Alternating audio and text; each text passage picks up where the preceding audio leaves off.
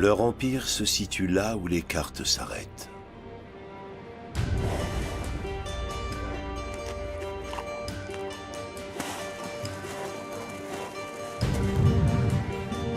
Sur une terre de feu et de glace, de forêts froides et humides.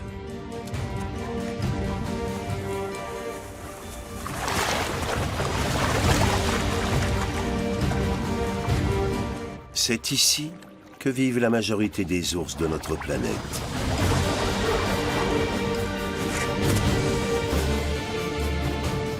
Sur ce territoire, ils sont rois en leur royaume, mais ils sont cernés par des puissances qui les dépassent.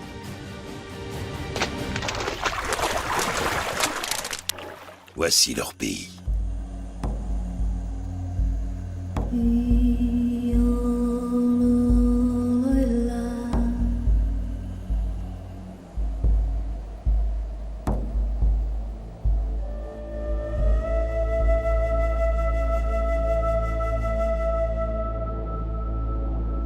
Dans l'extrême-orient russe, sur les côtes de l'océan Pacifique, se trouve une contrée sauvage comme au matin du monde, impétueuse et en perpétuelle évolution.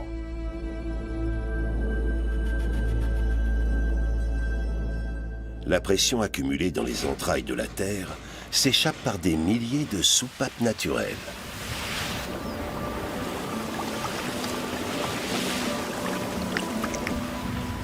Les vallées baignées de vapeur bouillante connaissent déjà le printemps, alors que les montagnes sont encore prises dans l'étau de l'hiver. Les premiers ours bruns apparaissent aux endroits où la neige commence à fondre. Ils ont hiverné sur les pentes du volcan. La faim les fait descendre dans la vallée.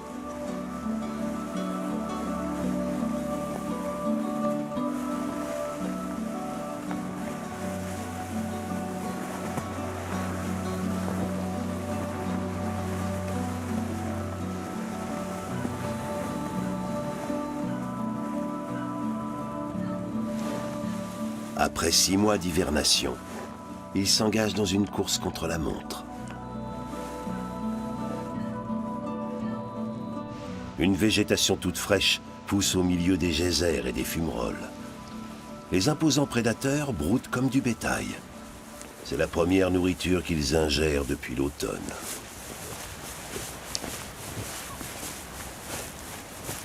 À moins que...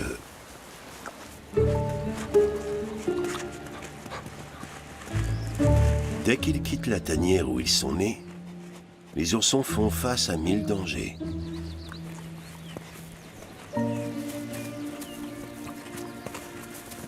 Les vieux mâles ne les considèrent que comme des proies et ne voient dans les femelles qu'une chance de s'accoupler. L'air est saturé de soufre et de testostérone.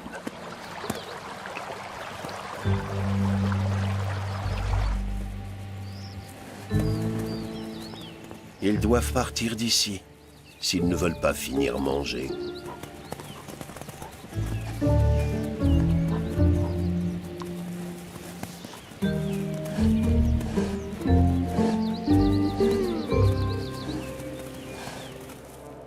Tous les ours suivent les eaux de fonte qui s'écoulent dans la vallée.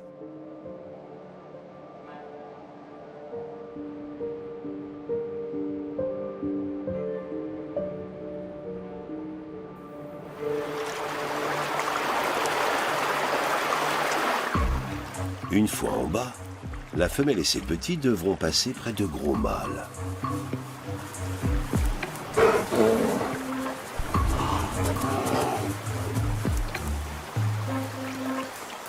Elle va les aider à traverser la rivière. Un groupe d'adolescents campe sur la berge. Eux aussi ont la famille en ligne de mire.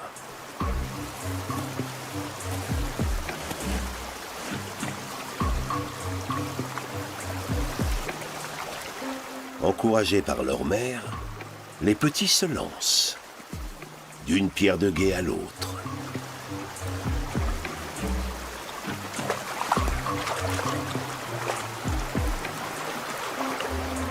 les adolescents sont à l'affût. Les 4 oursons s'immobilisent subitement au milieu de la rivière. Ils ne veulent plus ni avancer, ni reculer.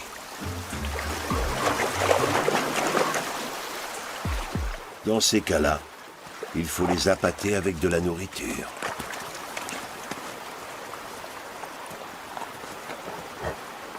Au printemps, les poissons sont peu nombreux. En capturer un est un coup de chance. Les jeunes ne mettent pas longtemps à comprendre qu'ils sont comestibles.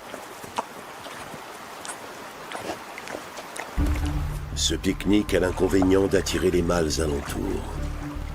Il se mettrait bien les poissons sous la dent, et un ourson par la même occasion.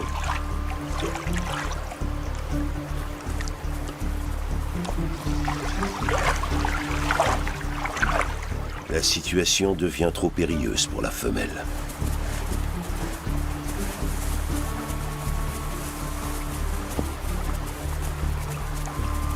Ils s'en sortent sains et saufs, pour cette fois.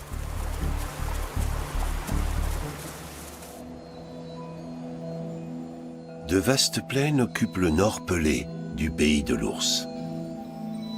Des éboulis et une toundra libre de neige recouvrent les côtes du cercle polaire.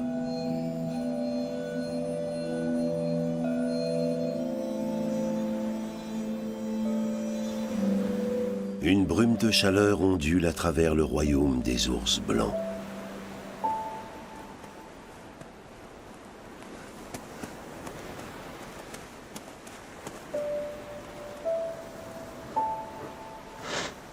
Depuis des semaines, l'absence de banquise les prive de leur proie favorite, les phoques. Dans la plaine côtière, la nourriture est une denrée rare. De nombreux ours s'aventurent ainsi dans la toundra, loin à l'intérieur des terres. Comme cette femelle et ses 2 petits. Ils progressent difficilement dans les éboulis de roches anguleuses. Les seules proies disponibles sont des lemmings.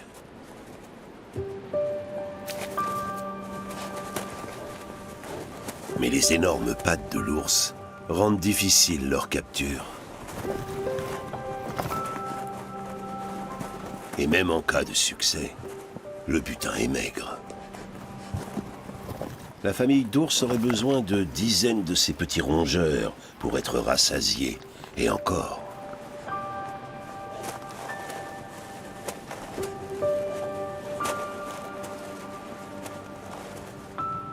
Ils poursuivent leur route vers un nord qui devient chaque année plus vert et plus chaud.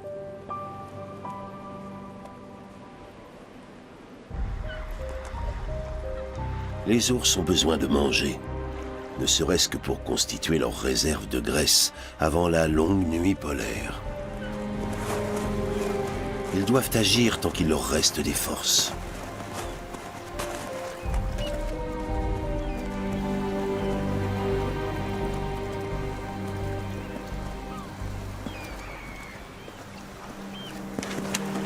Les premiers décident de partir.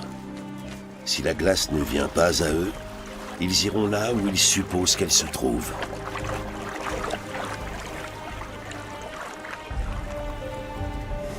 Le courant les transporte rapidement, rendant impossible tout retour en arrière.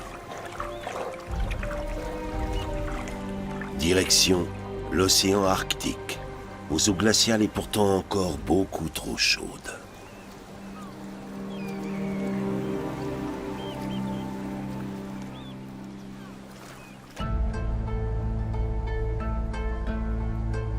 À l'extrême sud du pays de l'ours règne l'opulence.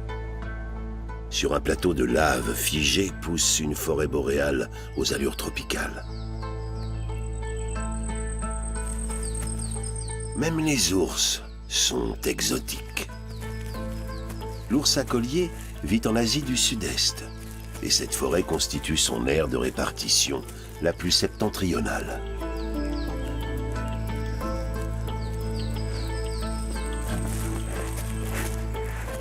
L'ours à collier est 2 fois moins gros que l'ours blanc et l'ours brun. ce qui le rend vulnérable.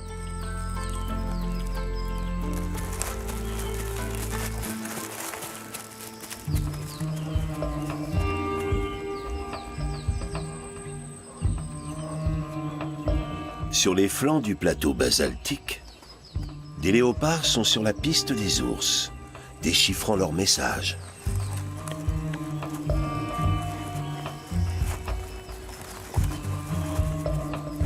L'ours à collier est bien adapté à la vie dans cette forêt froide. Mais ici, règne la loi de la jungle, et elle a son roi tout-puissant. Pour le tigre, les ours sont de vulgaires proies. Ils savent qu'il est là, qu'il est sur leurs traces, et qu'il peut frapper à tout moment.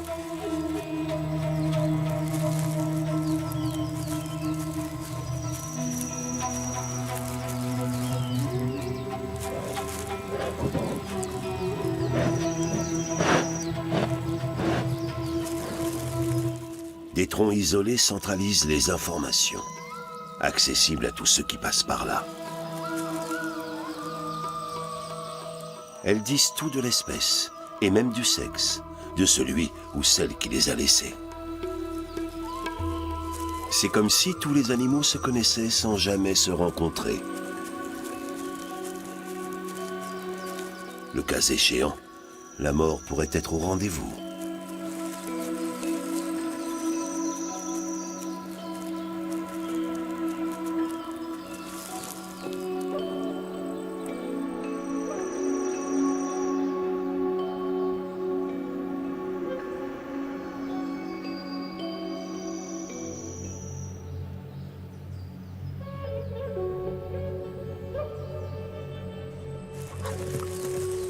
Ces 4 jeunes ours à collier ont vu leurs mères respectives se faire dévorer.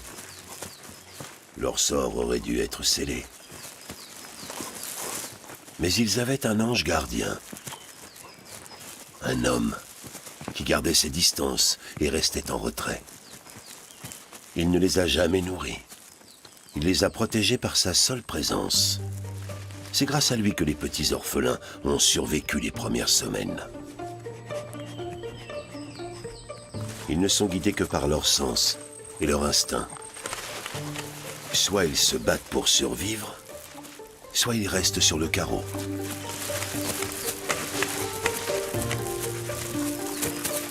Leurs jeux ont aussi des vertus d'apprentissage. Savoir ce qui est comestible est une question à la fois cruciale et compliquée. Au début, tenaillés par la faim, ils laissent leur nez traîner un peu partout dans un monde empli d'odeurs et d'arômes.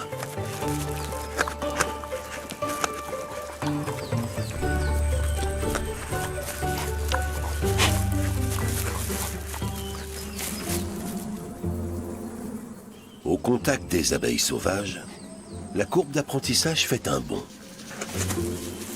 Ils apprennent vite et dans la douleur.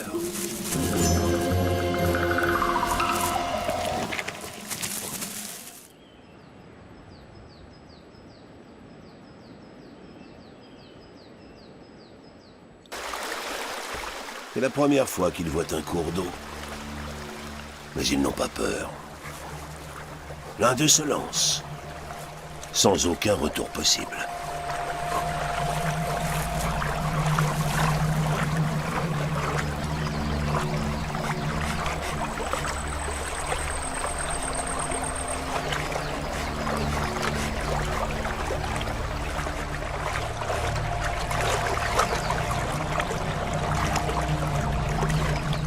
Seul le plus petit atteint la rive.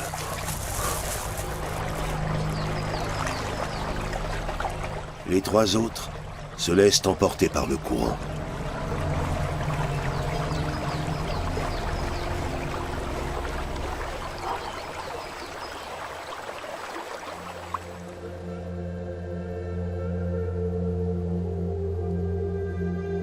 Dans le nord du pays de l'ours, l'eau des geysers creuse son lit dans le plateau volcanique.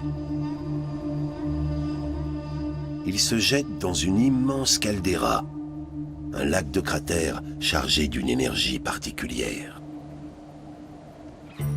C'est le point de rendez-vous de tous les ours bruns des environs.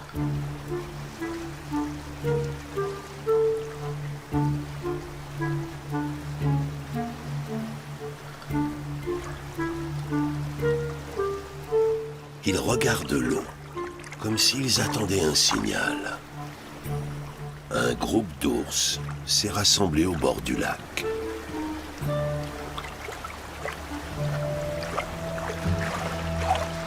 Il y a aussi la femelle avec ses petits. L'un d'entre eux n'est déjà plus de ce monde. Des grands mâles patrouillent le long de la rive. Ils sont démunis d'instinct paternel. Une seule chose les préoccupe: manger. Les trois petits survivants ne sont jamais à l'abri du danger.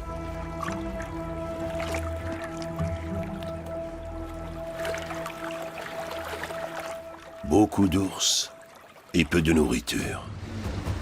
Une équation explosive.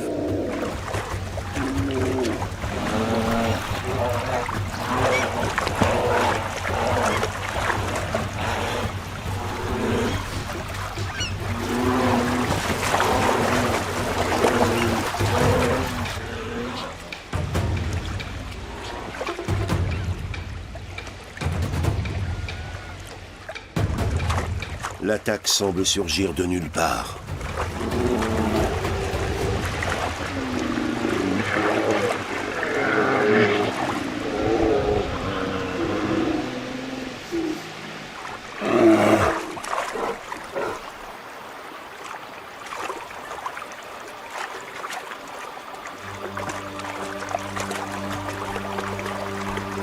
Paniqués, les petits s'enfuient sans prêter attention aux appels de leur mère et se mettent de nouveau en danger.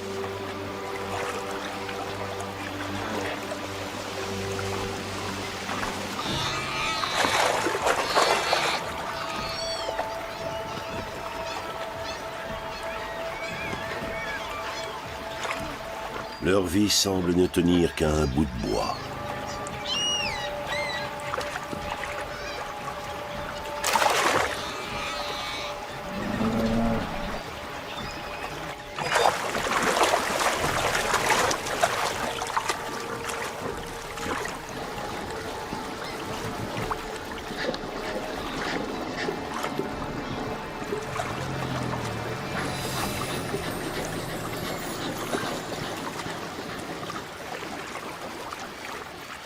L'agitation retombe momentanément. Plus loin, des mâles expérimentés ratissent les eaux peu profondes.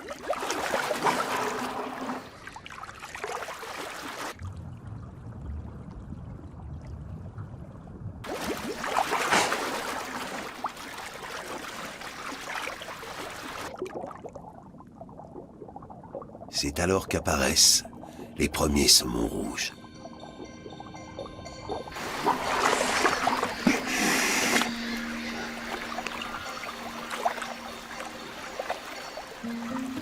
Et ils sont de plus en plus nombreux.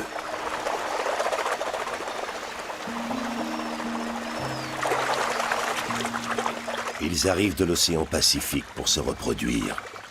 Des centaines de milliers en une journée. Avec l'arrivée des saumons, une nouvelle énergie envahit la caldeira.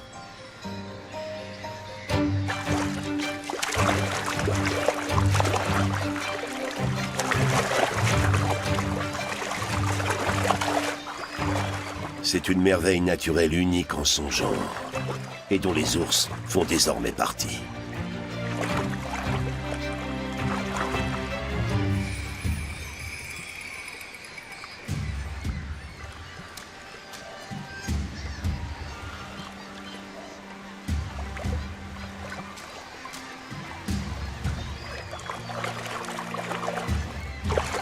Fini la faim et la peur de manquer.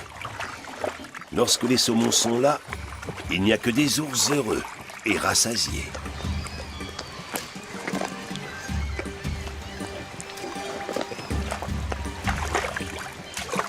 seulement quelques semaines, ils reconstituent leur réserve de graisse.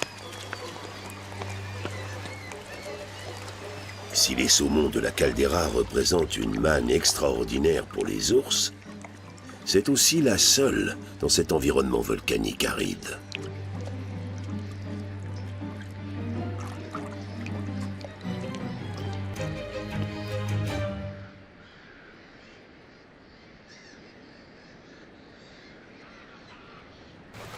La petite famille grappille les restes dans son coin. Beaucoup d'ours ne mangent que les œufs du saumon, très caloriques, et délaissent les autres parties.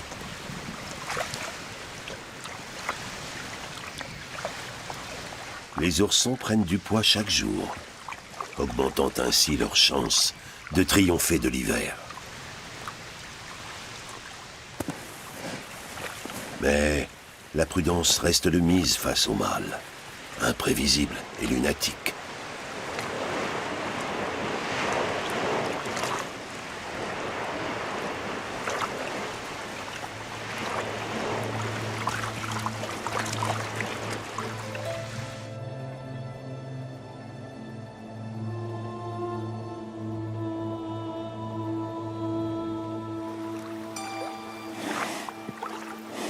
Après avoir parcouru 100 km à la nage ou plus, vient le moment pour les ours blancs de faire une pause.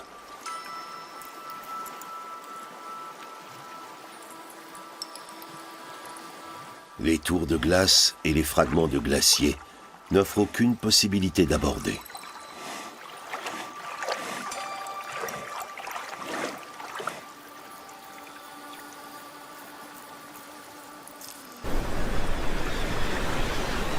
La présence d'oiseaux trahit la proximité de la Terre. C'est l'ultime contrefort du continent. À partir d'ici, il n'y a que de l'eau jusqu'au pôle Nord.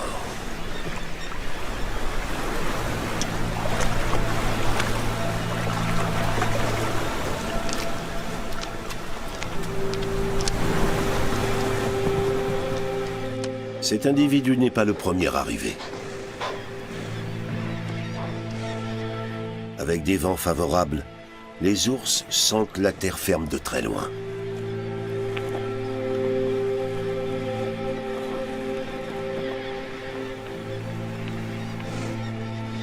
L'île est le refuge des ours naufragés et épuisés.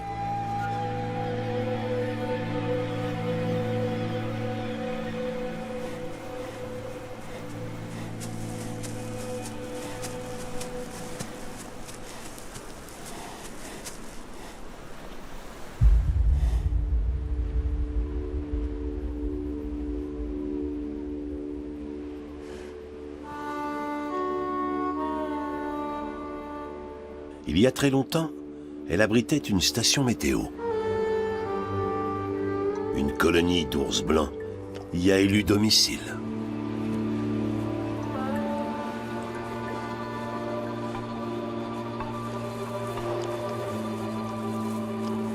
Ce sont pourtant des solitaires. À l'abri du vent dans les ruines, ils veillent à bien garder leur distance.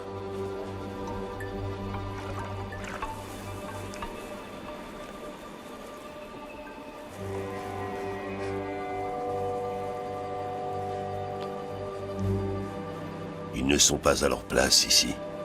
Ils ont besoin de l'immensité de la banquise.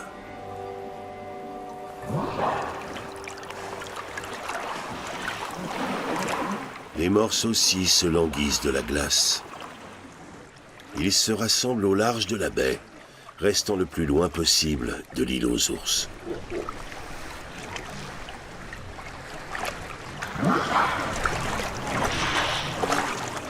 Les rares plaques de glace flottantes sont réservées aux femelles allaitantes. Elles et leurs petits seraient particulièrement vulnérables sur la terre ferme. La troupe encercle l'île, mais les ours sont partout. C'est un jeu de patience. Les ours sont prisonniers de l'île de la faim, tels des rois sans royaume, réduits à l'espérance du froid et de la glace.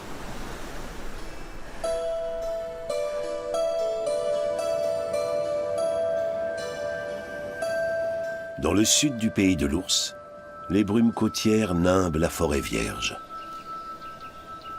Elles teintent la cime des arbres d'un vert profond. C'est le début d'une période d'abondance, à condition de savoir grimper. Au royaume des tigres, les ours à collier sont des proies. Les oursons se réfugient instinctivement en hauteur. Seuls 3 des 4 petits qui ont voulu franchir la rivière ont réussi.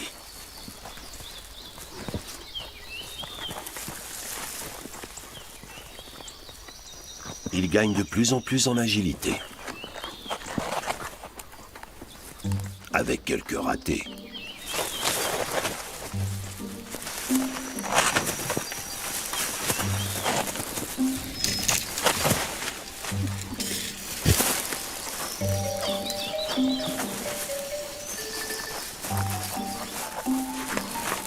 Ils trouvent facilement à se nourrir.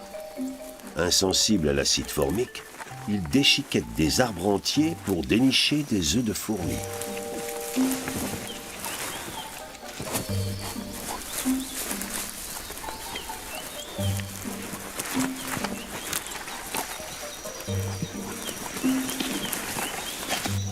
Les larves de guêpes, encore meilleures, ne s'obtiennent pas sans douleur.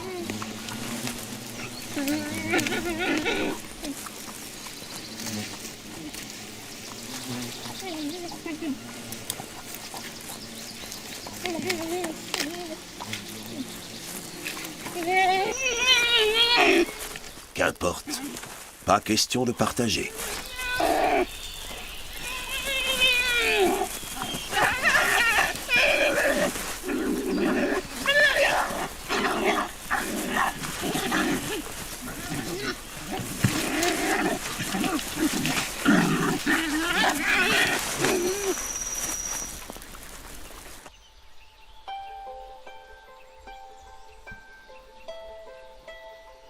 La forêt dans les montagnes de lave est riche en espèces et pleine de merveilles.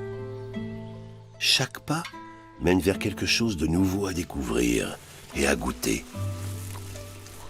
Faux arômes, vignes vierges ou sève bien fraîche. Pour les jeunes ours, tout ou presque se mange. L'écorce et la sève des merisiers à grappes renforceraient leur défense naturelle.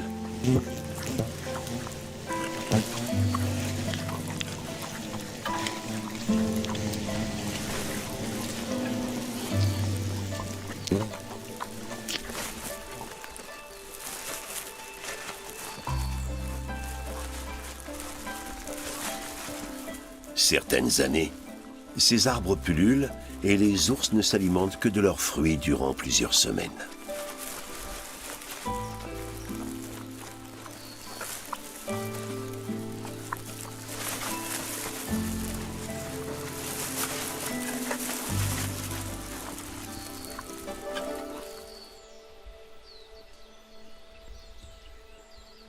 Le froid d'automne éclaircit la cime des arbres. Et la lumière pénètre la forêt tout entière. Les félins occupent leur territoire d'hiver.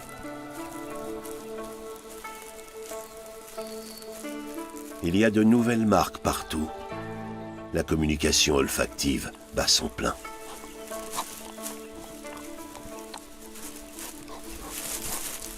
Les 3 ours adolescents abordent une période pleine de périls.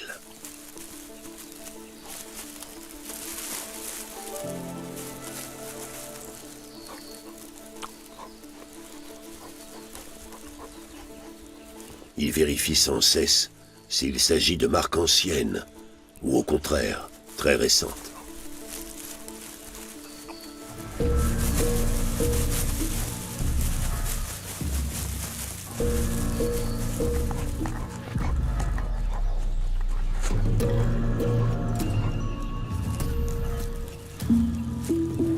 Les tigres ont l'habitude de revenir sur leurs pas pour surprendre leur proie.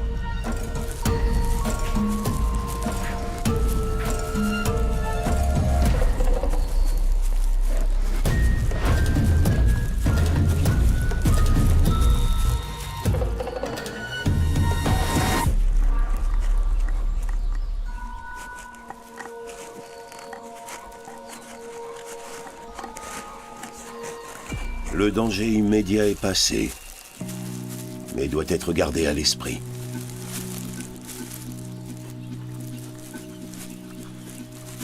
Les ours à collier ont une assez mauvaise vue. Ils déchiffrent leur environnement grâce à leur odorat.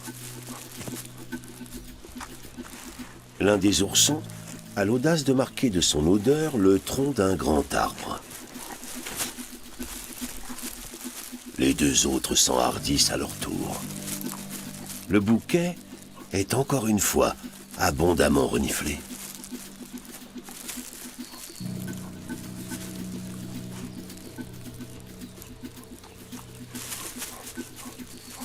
Le message est clair. Il est temps de partir d'ici.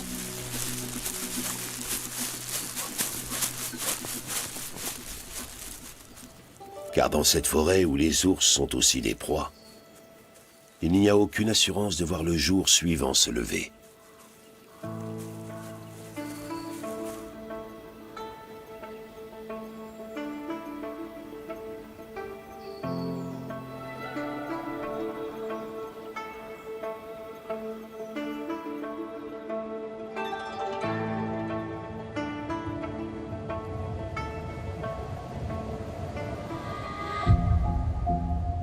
Après l'orgie des saumons, le calme est revenu dans la caldeira. L'unique source de nourriture des ours bruns s'est tarie. Il n'y a plus de poissons.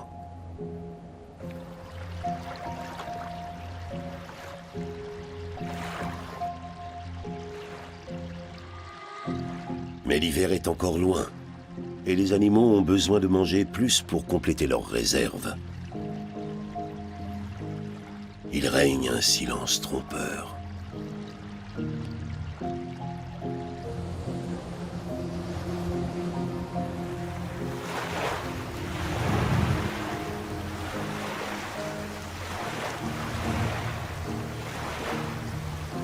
À la tombée du jour, des bruits inquiétants se font entendre.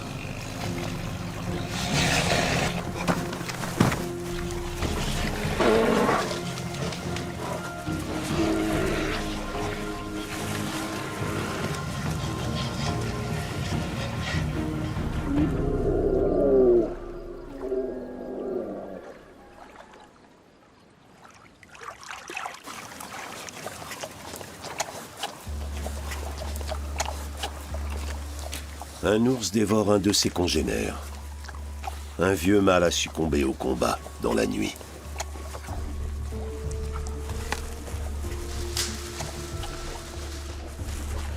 D'autres ours affamés s'approchent discrètement.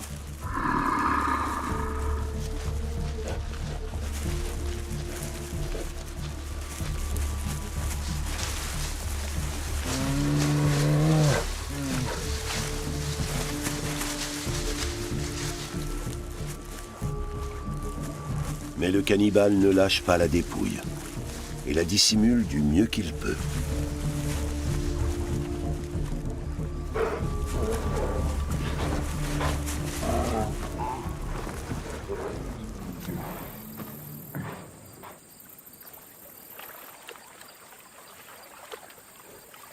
Il ne reprend son festin qu'au lever du jour, encore épuisé de son exploit nocturne. Il n'a plus beaucoup de temps. Il doit engloutir le maximum de nourriture le plus vite possible.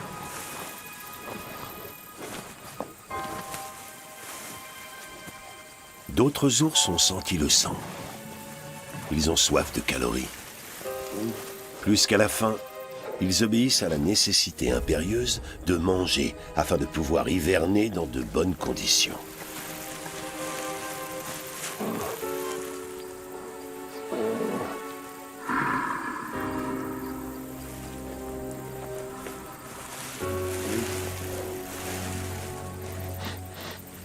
L'ours finira par s'incliner devant la supériorité numérique.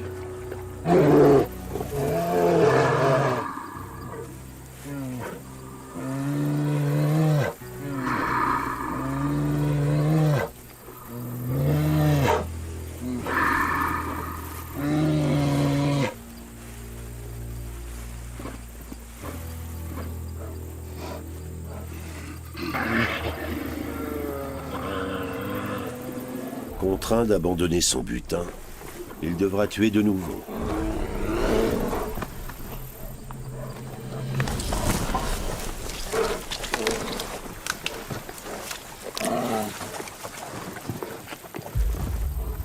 Au pays de l'ours, la loi de la survie est impitoyable.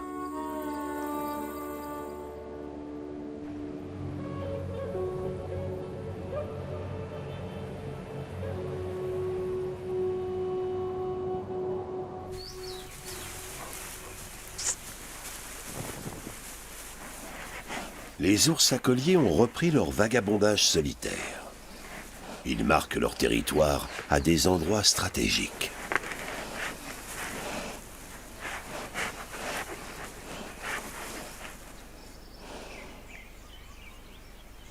C'est peut-être une façon de se donner rendez-vous entre frères et sœurs pour que tout redevienne comme avant.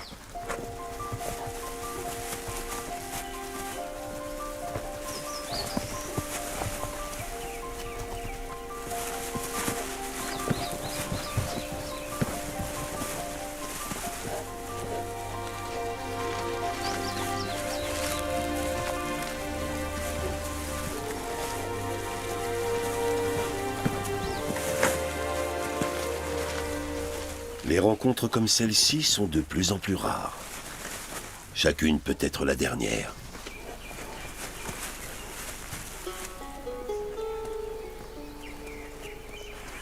La période la plus dangereuse de leur existence est derrière eux. Les ours sont désormais capables de se défendre et ont trouvé leur place dans la forêt des grands félins. Pourtant, leur avenir reste une histoire à l'issue incertaine.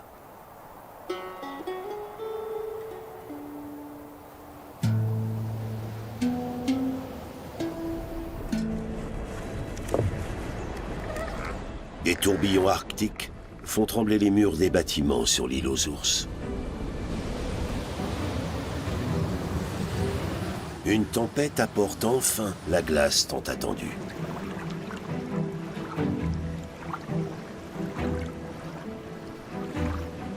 Des blocs de glace sont poussés au large de l'île, où ils se densifient. La banquise se forme dans les eaux calmes des baies.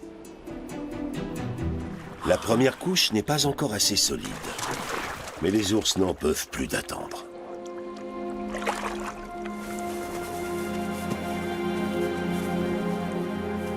Une seule tempête automnale a changé leur monde. Ils sortent de leur torpeur.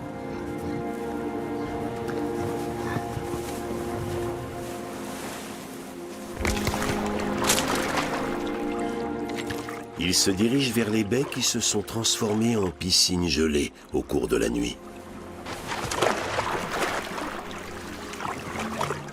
Les jeunes ours connaissaient déjà la neige, mais voient la banquise pour la première fois. Il ne leur faut pas longtemps pour se sentir dans leur élément.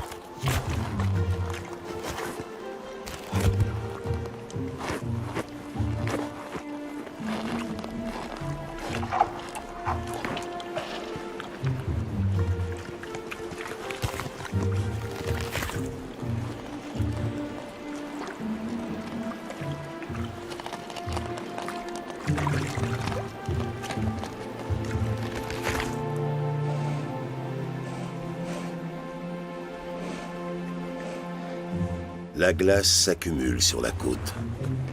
Le vent diffuse une odeur familière.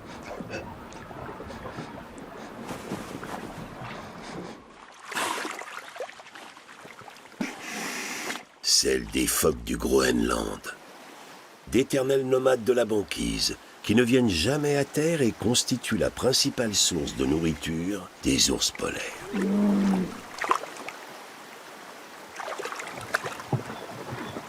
Le vent et les courants marins ramènent les ours chez eux, dans le monde des phoques et de la mer gelée.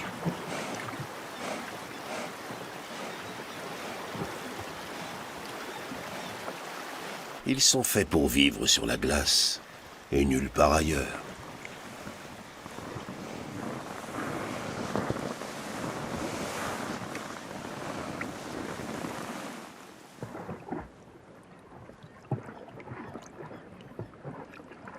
La formation de la banquise, sa durée de vie et sa localisation sont de plus en plus aléatoires. Il fait beaucoup trop chaud dans le nord du pays de l'ours.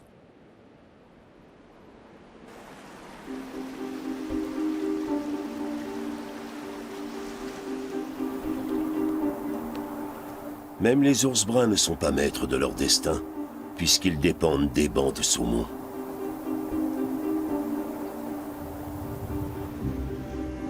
Finalement, ces impressionnants prédateurs ne sont qu'un petit rouage dans le grand cycle de la nature.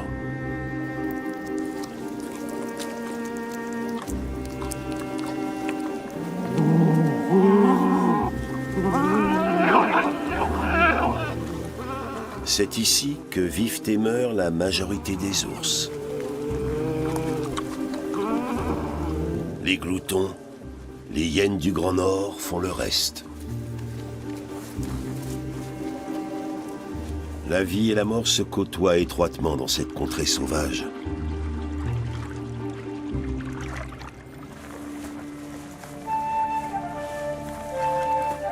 Sur les 4 oursons, seuls 2 ont survécu et vont hiverner pour la première fois. La femelle aura au moins fait profiter ces 2-là de sa sagesse et de son expérience. Dans son monde, c'est un bon pourcentage.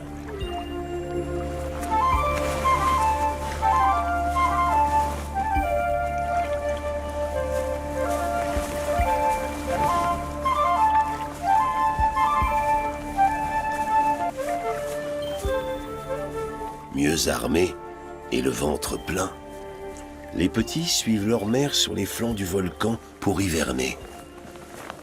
La caldeira retombe dans une léthargie qui va durer 6 mois.